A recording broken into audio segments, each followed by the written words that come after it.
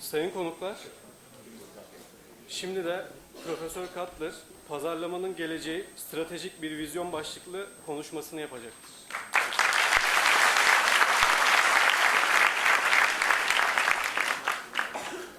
Members of the Chamber of Commerce and guests and professors, students, all of you, thank you for sharing this wonderful honor with me, and you're sharing it with really very high ideals, the ideals of making the world a better place for more people. I've always wanted to think of the common good, the general well-being of the world. I've never thought just about one group doing well and others not doing well.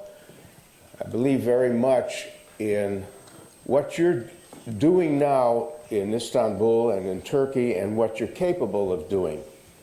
It was my pleasure to bring world experts in the marketing of countries, the marketing of products, the marketing of services to Istanbul to share with that very large audience yesterday, not only an audience of about 4,700 people gathered together with our group, but also to learn that 10,000 people were watching the program on their television sets following the procedure that was taking place in the hall.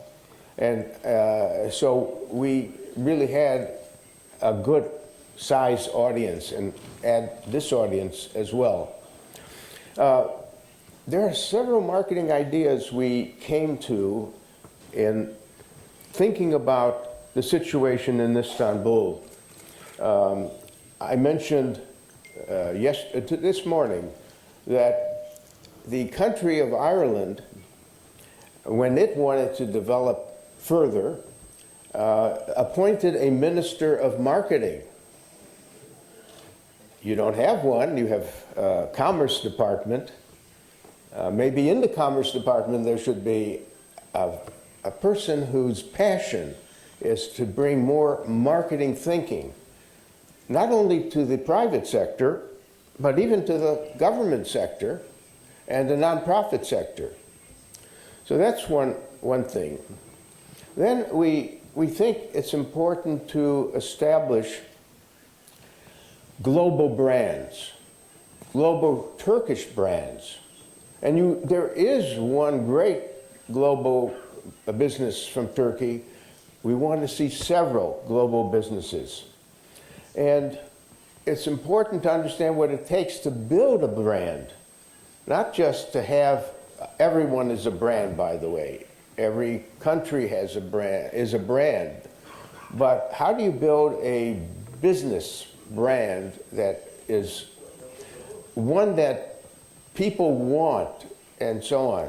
There was a famous study in the United States that asked the question, what brands do you love? Now, most of us don't talk about, oh, I love this brand, I don't like that brand. But this study found out 25 of the US brands that almost are universally loved, which means that if any of those brands disappeared, people would be disappointed. If the Apple company disappeared, a lot of unhappy people would result. Even if Coca-Cola disappeared, people we would say, just have Pepsi-Cola. No, they're not the same. So they analyzed those 25 loved brands, and they found that they shared the same characteristics. They always were run by a CEO who cared about the brand and who never was overpaid. Isn't that interesting? Where the CEO could be paid something, anything. They wanted to say we're just leading a team, and everyone ought to benefit for any business we're in. We've got to share the benefits with the employees. We've got to share the benefits with the suppliers, with the distributors, and with the community. So one of the things they found out is that the companies that people love, their brands, don't spend much on marketing. Isn't that strange? Wouldn't you think that they are strong brands because they're just spending a lot of money on marketing? It turns out that they don't spend that much because the marketing is done for them by their fans, by the people who love them. The people who on Facebook tell their friends, this is the brand, this is the car you should have, this is the toothpaste you should use. So word of mouth is much more effective than any advertising you could hope to get. Now, there's a lot of other things. We would like to see a brand in the airport next to the Italian brands. Talk about their clothing and so on and so forth. We would like to see a Turkish brand in the airport everywhere, every airport in the world where they feature. Actually, I would like to see an airport accept a store called Turkeyland, or it could be whatever, that shows your products to the world at the airport. Now, let me take that idea further. When I went to Taipan, they have a huge building that is visited by every business person coming to, this is Taiwan, every business person coming to Taiwan, and they have on each floor, they show products by category. Each floor is a different category of products. There are electronic products. There are fashion products.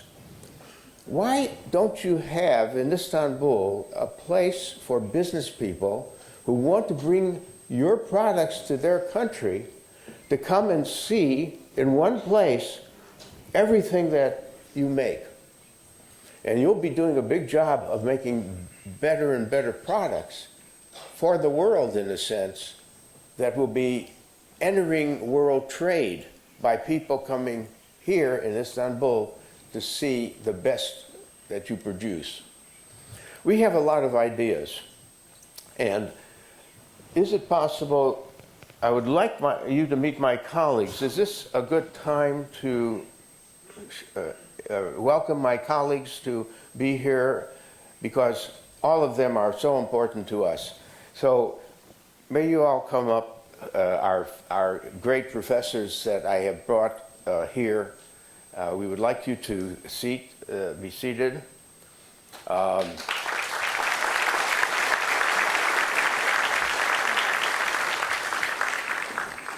And what we really have is a little United Nations here. My friend Fahima Kibria, he is originally from Pakistan. He is a very strange person. He's a medical doctor. He is an orthopedic surgeon. And he decided that's fun, that's important. He wants to be in marketing. And he has terrific ideas in the sensations. Thank you. Well, that's all right. Wait, not yet. So Professor Moran Cerf is a very, very special person. He knows more about how your brains work than I do or anyone else. He's a scientist of the brain. He knows how to scan brains to know what your belief systems and behavior is so much dictated by. And he shared with us ideas yesterday. And then Luis is with us. More like Spain or Portugal? I was born in Portugal, yeah. Portugal. Yeah, I live in Scotland, but I was born in Portugal. He lives in Scotland, but he was from Portugal, and he helped us understand the importance. Yeah. the importance of data. Yeah, okay. Yeah, what we're trying to do is get... Can you be?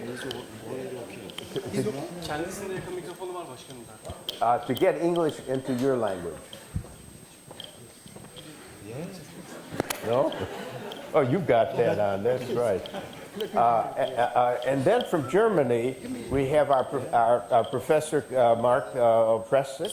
He's not only a great marketer, he is specializing also in social media marketing. And we know that all of us must move into the digital world and into the artificial intelligence world. And so he has been contributing greatly in that field. And then Dominque Hanssens, who's actually Scandinavian, right? Your family is from? Belgium. From Belgium. Okay. Wonderful country. I had mentioned that. And nice to have you here. And he is the first marketer to claim that we could actually measure ROI, return on marketing investment. When I ask most companies, what was the ROI for your campaign, they say, frankly, I don't know. I think we built awareness. We got more people to know about us. I think more like us, but I don't know how much. I can't give you a dollar return on it. His research is pioneering the ability to measure the rate of return on investment from doing better marketing. So with these 5 people, maybe they would want to add some ideas. And are you able to speak about your experience here and what you would like to just communicate in a few minutes and so on? Can we start with you? I'll start. Should I sit or do you want me to? I'll sit and we'll make it semi-casual. So my belief coming from neuroscience into the world of marketing was that counter to what my teachers told me originally, you can't get everything from just asking people questions. It's important to ask questions. It's important to listen when you get answers. It's important to know how to ask the right questions so your questions won't drive the answers that you want. But also, there's a limit to what you can ask. So if you're a company and you want to know your customers, you should bring focus groups. Go look at their homes or how they use their products. See what complaints they have in customer service. A lot of things that they tell you are important. But there's a chance also that there are some things that they won't tell you. And they won't tell you those things either because they don't want to tell you, because they feel that it's embarrassing for them, or because they don't know. Embarrassing things for them often are the case when it comes to healthcare. A lot of times patients go to doctors, even though they have a problem, they're embarrassed by the problems and they don't tell the doctors the full story, and that's why a doctor has to somehow fish around to get the answers. So that's one type of problems that we have. And another time is because they tell themselves a different story. So they might tell themselves that they are actually a lot more sophisticated than they are. They would ask for all the features out there because they think they're going to use all of them, even though we have data that shows that they don't, but they want to believe that they will use all of them. A lot of times where they lie to themselves, you will get the lie. So that is when I said, I want to find different ways to figure out what people want. And I advocate for 2 ways, and I will tell you the one that I advocate mostly, and then I think that Luiz is going to tell you even more about the other one, but I'll tell you just both those as a kind of setup. One way that you will hear a lot about is their digital footprint, what they did. So they can tell you a lot about themselves, but if you have access to their behavior, you can infer things. And big data and analytics are really useful for that. You can look at people's Twitter posts. You can look at their Facebook likes. You can look at their cookie history. You can look at their browsing history, even credit card history. There is more and more evidence from a lot of research in marketing that shows that if you have any of those or combination of all of those, you can figure out people so much that you can actually sometimes know about them better than they know themselves. So that's a field that you will hear more about, and I urge you to kind of think about ways to incorporate that, because as you will hear, data is going really, really fast. And even if you have zero data right now, you start a company tomorrow, you're finishing school and you go to start a company, in 2 years, you will have as much data as companies that have been there for a while, because everyone's data is growing faster. If you start collecting, you will have that. So that's one approach. You will hear more about that from other people. The other approach is looking at their brain. So it turns out that most of who you are lies in those 3 pounds between your ears. Your thoughts, beliefs, desires, emotions, memories, all of what you think is me lies in those 3 pounds. And even you have access to only a fraction of what your brain does. So right now, using the tools of neuroscience, we can get access to more of you that will, A, help you understand yourself, but also help companies understand you better and maybe offer you things you didn't know you want, but are written in your code. Maybe things that would offer you some resolutions to things that are bothering you can be tracked from your brain and help you. So where I advocate as a neuroscientist for you guys is to recognize that A, you don't know yourself perfectly and in your brain lies the answer, and B, that there are now tools that allow you to get access to that. Now, here is where I'm going to end, leaving time for my colleagues and later on for questions. What I say is not that you should leave this room and start studying the brain. This is complicated and it's unnecessary. I also don't say that tomorrow you should toss your entire marketing budgets if you're a company, or leave marketing schools and go study the, neuroscience to actually become an expert in that. No, that's not the case. All you should do right now is keep your fingers on the pulse of marketing and neuroscience, so it's going to be in your life. Marketing and neuroscience right now is offering solutions that can help you, sometimes because they're more accurate, sometimes because they're faster in getting access to the questions, sometimes because they're better in terms of aligning how we ask questions, and sometimes because they're the only way to answer questions. What I think you should do are 2 things.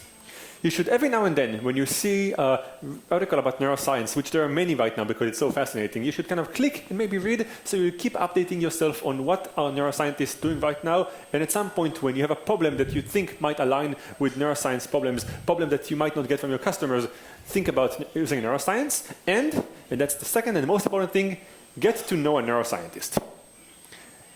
Find a friend of yours who studies the brain, go to a university and go to the other building, not the business school, the one next to it, and start to get to know them, because at some point in the near future, I think they're going to be part of your team. They right now are dealing with studying the brain, and many times when I talk to my neuroscience friend, they say, oh, I wish I knew a company that actually could allow me to scale my project and know something about it, but I don't know anything about them.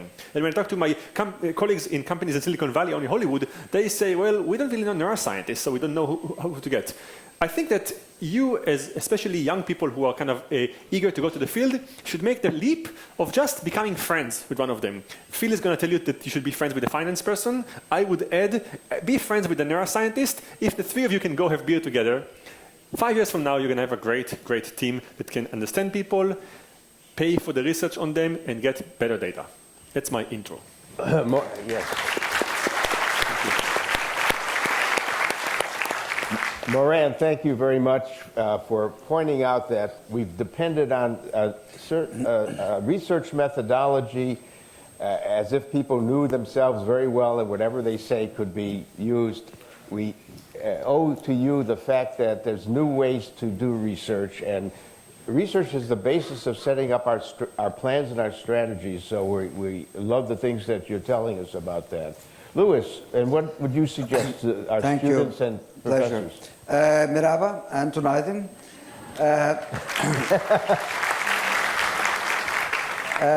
I've been studying trends in the world for 28 years.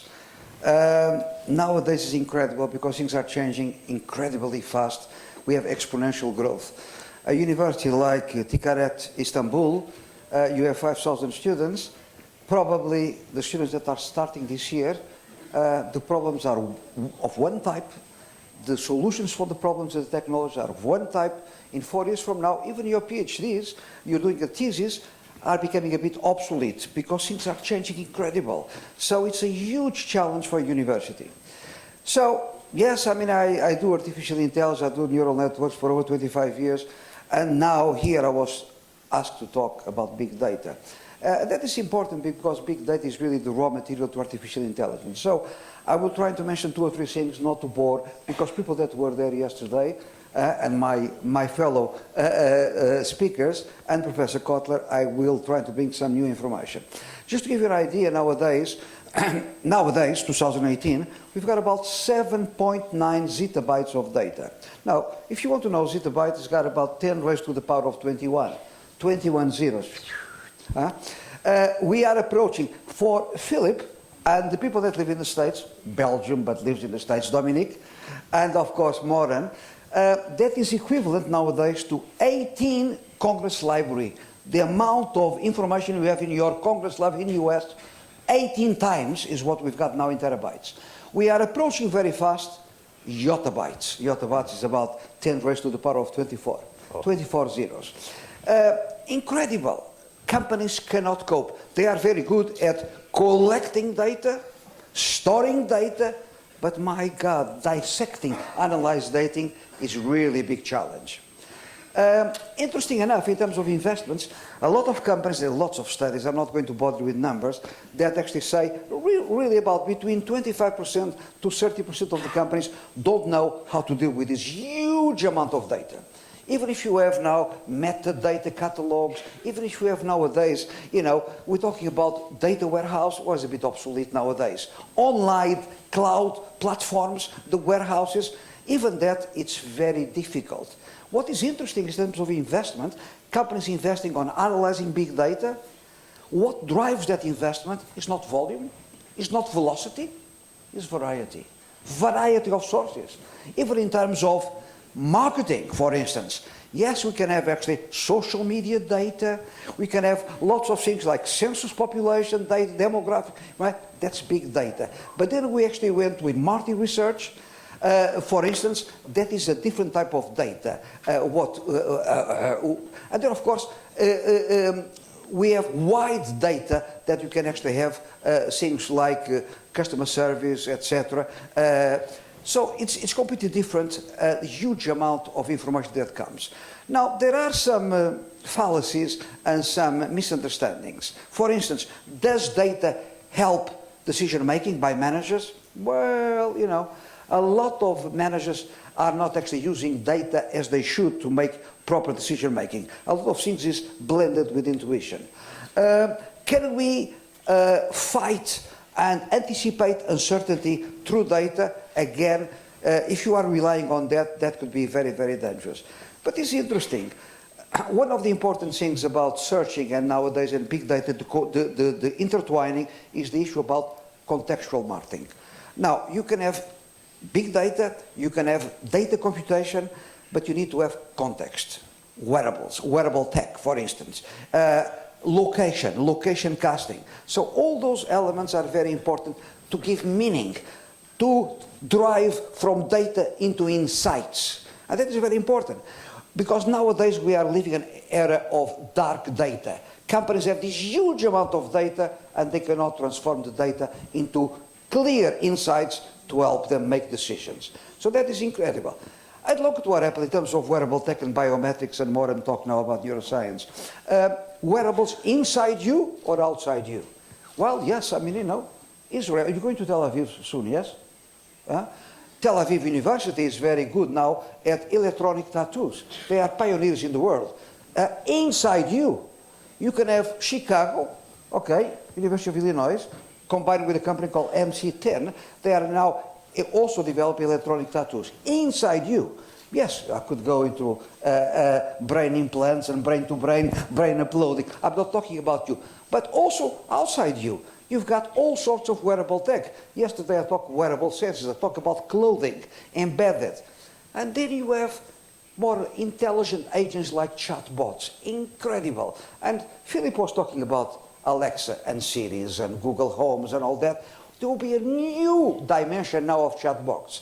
And people laughed yesterday in our audience when I said Gartner, which is #1 forecasting, technological forecasting consulting company in the world, in America, they now are anticipating that in 2 years from now, you'll be talking more to a chatbot, an intelligent platform agent, than really to your partner.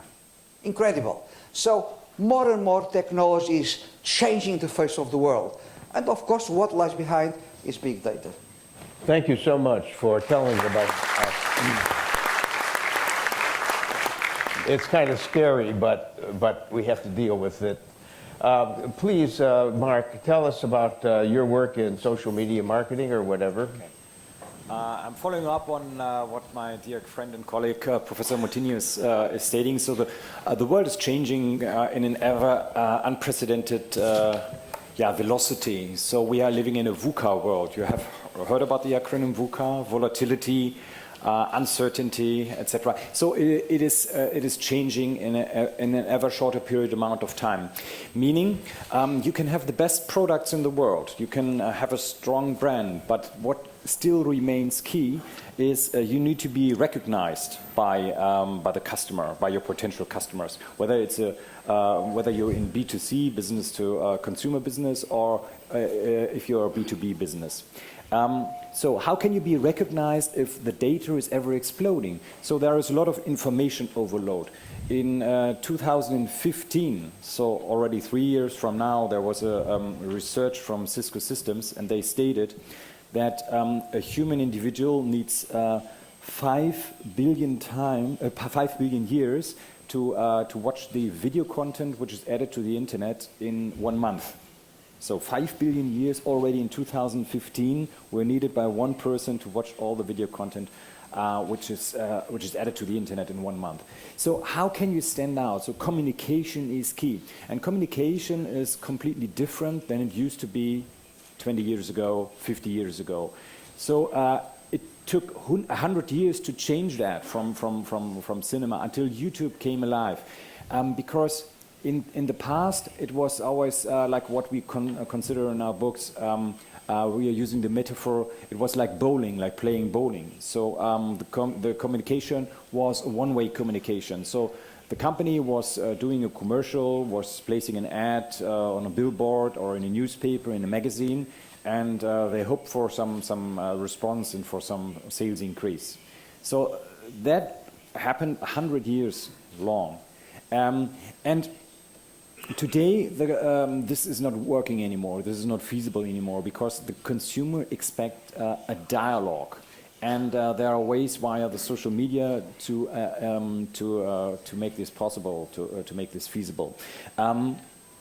Because the consumer is in much greater power than he used to be 25 years ago.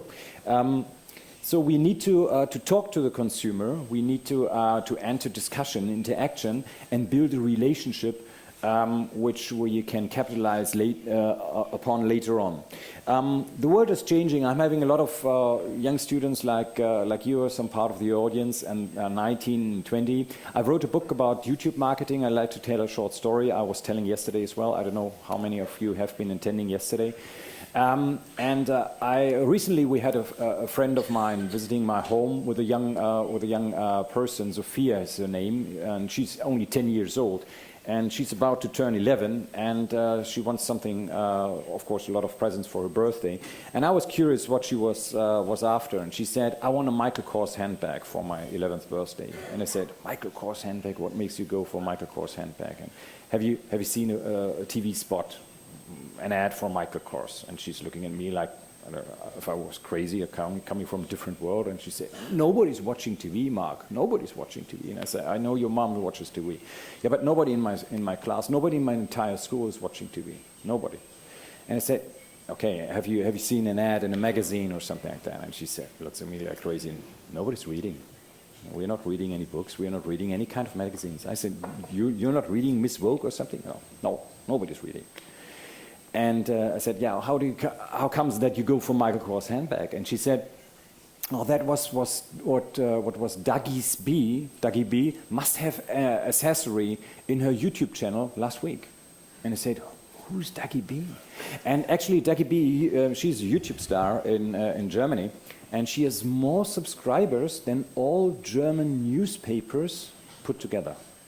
So say it again. She has more subscribers than all German newspapers put together.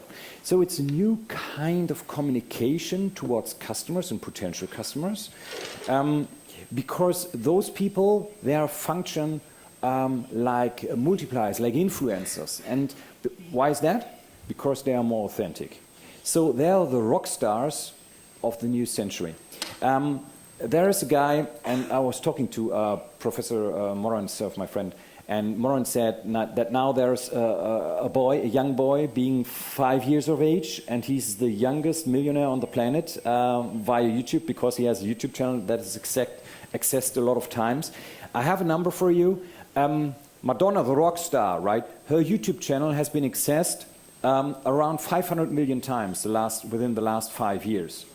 But Evan, there's no surname given, it's just Evan Tube HD. It's a channel of a young boy. He's now 12 years old. His YouTube channel has been accessed now the last 4 years, compared to Madonna 500 million times, his channel 2 billion times. And he's making a return on investment which is substantial, because it is trackable. Last year he made $75 million via his channel. Why is that? How can he make so much money? Because he's testing toys on his YouTube channel. And all the toy companies around the globe, whether it's Mattel or whatever, Hasbro, they're sending latest laser swords, etc., etc. Because he has such a huge audience. So he's much more powerful than all ads in any kind of newspaper or television format put together. And that is changing. And a lot of people in the audience yesterday, they were always saying, they were coming from B2B, and always we hear the story, yeah, B2C, this is only working for B2C. In fact, what we did first, right, in B2C it works very well.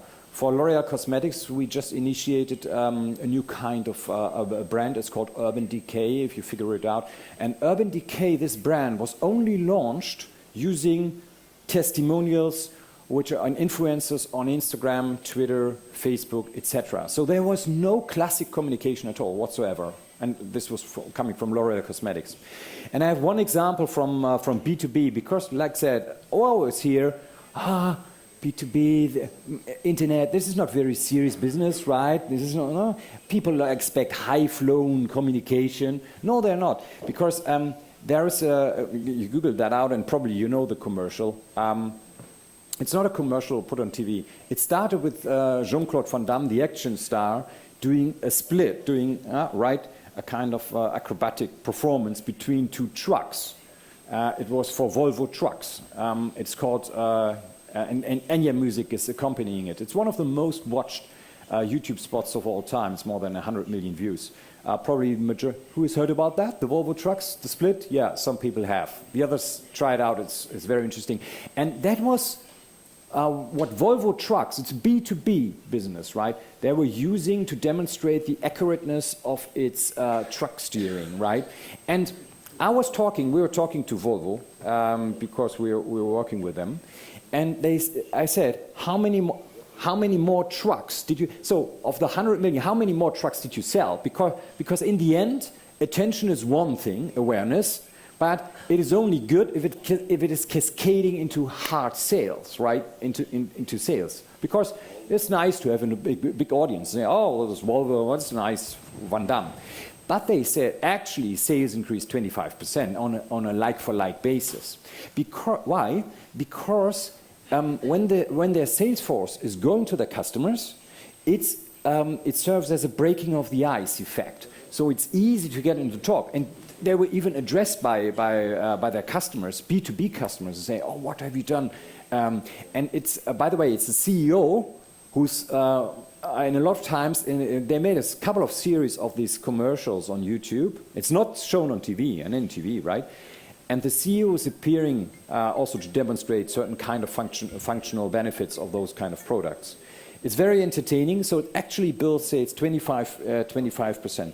So I think we better move on because... yeah, I'm sorry about that. Yeah. So to cut a long story short, the future will be even more digital, and it will help you to enter dialogues and build customer loyalty with your customers. Thank you very much. Thank you. Yes. Dominic, please tell us what you have been thinking about and doing. Well, thank you. What I've been thinking, is the microphone? No, not so working. No. Probably you have to bow a little bit like that. Yeah. Is the microphone working now? I'll give you this one. Okay. No. Thank you. Okay. Does this work? Okay, yeah. All right. Well, what I've been thinking about, thank you for asking, but is exactly what my three colleagues here have been setting up, which is a message that's very, very loud and clear of the tremendous changes we should all be expecting from various forms of information technology.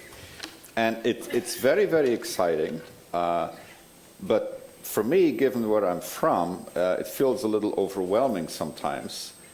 And especially, and I also feel a little bit guilty because, see, I come from California. I mean, I was born in Belgium, but I live and work in California. And most of these firms that are behind the innovations that my colleagues have talked about are in California. So a lot of that is basically California export. But if you dig a little deeper, most of it is not really California as a whole state, but Northern California, you know, the San Francisco area, the Silicon Valley. That's in essence the center of all this innovation. And that's not where I am. I am in Los Angeles, teaching at UCLA. But something very interesting has happened. Okay? Even though that's not sort of the origin of all the technology, we have seen approximately in the last 10 years a tremendous move of divisions of these Northern California firms into Los Angeles, to the point where parts of Los Angeles now have reverse traffic patterns because they all migrate in the area of what we now call Silicon Beach, not Silicon Valley, we call it Silicon Beach. So why is that? Okay. Why are these firms that are relatively close building these major facilities in Southern California? And the answer is because of content. Okay. You see, you know Los Angeles because of Hollywood. What does Hollywood do? It tells stories. It creates content, whether it's movies or commercials or television shows or YouTube segments, etc. We're into the content creation business, kind of the softer side of things. And in other words, the technology, the hardware and the software is reaching out to the content creation. And as a result, there is kind of a new merger going on between these two worlds that are frankly very, very different. One is very left brain and one is very right brain, which is quite frankly very, very exciting. And so I'd like to start with that to say, you know, where is all this technology going? You have to look at sort of the human side of things to understand that a platform, let's say a digital platform, is only as good as the content that's being produced for that platform. And that brings us more to the human side of things. And in light of the theme here with you today and our presentations yesterday, brings us to the brand concept, okay, more of the softer side of things. And so the question then is, well, okay, so the softer side of things is very important. Content creation is starting to dominate. You know, for example, Amazon is known as a digital retailer, but Amazon now makes movies. Netflix is a distributor of content, and now it makes its own movies. Why is everybody getting into the content creation? Okay? And that has to do, in essence, with delivering value that is really very, very important to human beings, which is essential content. And of course, the platform serves as a channel for that. So a couple of words in that context. Brands have always been important, but their importance now is changing a bit from the past. And it has to do with the digital age that my colleagues have already explained so well. You see, what the digital age does is it enables consumers in all categories to get closer to the experience that various manufacturers or brands provide. Okay? Consumers have always been interested in a good value and good quality products and services. That's not new. But what's new is the fact that you can get that information so quickly and so reliably now, so you depend more on it than in the past. Okay? So the era of just a big brand name and not much else is over. Now the big brand has to also deliver tremendous customer satisfaction, score high in customer evaluations, for example, do very, very well in social media, which is, again, a way for information about the product to disseminate and to spread around. And we see that in the financial results. So, for example, we see that companies that do well in customer satisfaction, and if they're public companies, for example, their stock returns go up. Okay? And that's not something that you can see in the short run, because a customer satisfaction is not a dollar metric. There's no cash involved. There's just consumer attitude involved. Okay? But the consumer attitude translates in more business for the provider, translates in further word of mouth. And again, it's that closeness between the product or the service on the one hand and the consumer experience on the other hand that I find as a very, very important consequence of all the technologies and the technological evolutions that my colleagues have described. And so for you as students at the beginning of your careers, it is very important to keep track of how these new technologies are going to deliver value in such a way that they create satisfied customers. And the effect is much stronger, I think, than is readily visible. And we see that in companies that were virtually non-existent a few years ago, reaching very, very high levels of penetration. Netflix is a perfect example. Netflix, as you know, distributes movies and other products digitally, and now delivers it, creates movies themselves. Netflix was started around the turn of the century. Okay? And it is now a truly global brand. It has thousands of people working for it.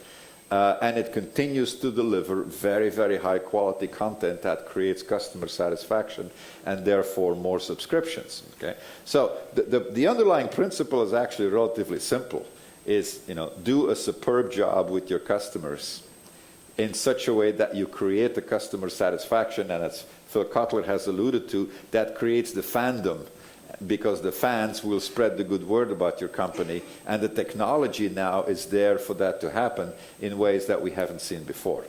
So I'll end my comments on that just at this point. Dominic, thank you very much, and thanks to all of you for doing that. And now we have one more person who comes up with so many interesting ideas, and I would like you, Fahim, to say what you wish. Thank you, Professor Kotler. I always learn, I'm not a scholar. I wish I could be. I always get inquisitive that why Steve Jobs, when he picked the apple, why he picked with the one bite. Anyone has the idea why he picked the apple with the one bite? Just raise your hand in the audience. I'm not on this side. That side I'm asking. What was the reason? Yeah, go ahead. I think somebody poisoned in Britain because he was somebody poisoned in the apple? No. In Britain, somebody is keen on programming or somebody poisons. So in the memory of his, they saw so in Okay. novel Anyone or else? something, or maybe the Adam and the. Why don't you tell us the Okay. answer? We You don't know- have much time, so tell Oh us the yeah, we answer. don't have that much time. That's right. Sorry. You see, there was an apple which Eve took a bite, and she took one bite, and then she left the apple. Have you watched the movie Assassin's Creed? It starts with us saying that when the Eve took the bite, two seeds came out. One is for disobedience, and one is for freedom, and that's correctly happening. Yes, technology running so fast. In the last 20 years, we are running like a racing car which doesn't have a back view mirror. So we are really running very fast towards our. I don't think there's a paradigm with this technology. We are running very fast. Everybody wants to be entrepreneur or passionate. So what I think that in today's world, it's a great world. I love this world. As Professor Kotler said, I was a different profession, But I think we need to reconsider only one thing, which Mark Twain once said, that there are two important days in the life. One when you were born, and second, why you are born. So this is the most important factor. Despite all the social media, neurosciences, data, we still need to focus what really we want to do on the planet, because we all are born with a paradigm. Change my whole career, and together with Professor Kotler want to do something to create a better world. So I think we should be better focused on what we want to do in this world and why we are in this world. And since it's a great opportunity to be in Istanbul, we really enjoyed it, you know. It's a great place. And I'm so glad that when we go back, I'm sure that we will tell everybody that we come back from Istanbul with love. And I was suggesting somebody yesterday that how Istanbul can be marketed, you know. When whoever come to Istanbul, when they go out at the immigration counter, a small pack of Turkish delight to everybody who's going back. So they have the memories, you know, that we come back from Istanbul. And we brought these, they gave us this Turkish delight. No immigration officer does anywhere in the world. So create a uniqueness, some innovation, and I'm sure people will love to come back to Istanbul. This is a great place. I mean, I'm so passionate about Istanbul, and I'm sure the others will be. And as Professor Kotler said in the beginning, that there are forms of endearment, you know. So why not Istanbul can be a city of endearment to everybody on the planet, you know. So people love to come back here and love to make a word of mouth around the planet that let's go back to Istanbul, and this is a great place to live. Thank you very much.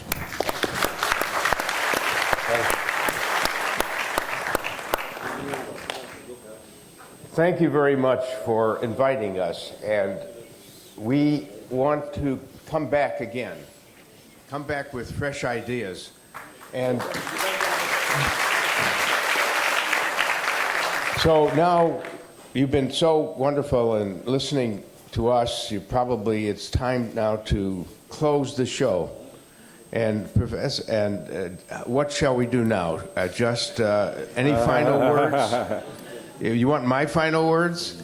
Okay. Students particularly, we care about you deeply. We understand that you're on an adventure. We're jealous of you to some extent because we're older and we would like to be younger again. But the future is in your hands. It's going to be made by you. Please have a wish not only to be successful, but to be giving back to the world and to the people in the world a better life. Make sure that there's going to be purpose and meaning to your life, not only for you, your friends, but your family, but for your city, for your country, represented in a way which makes us all proud to be whatever we are, and we leave you with that thought. Thank you so much for being here.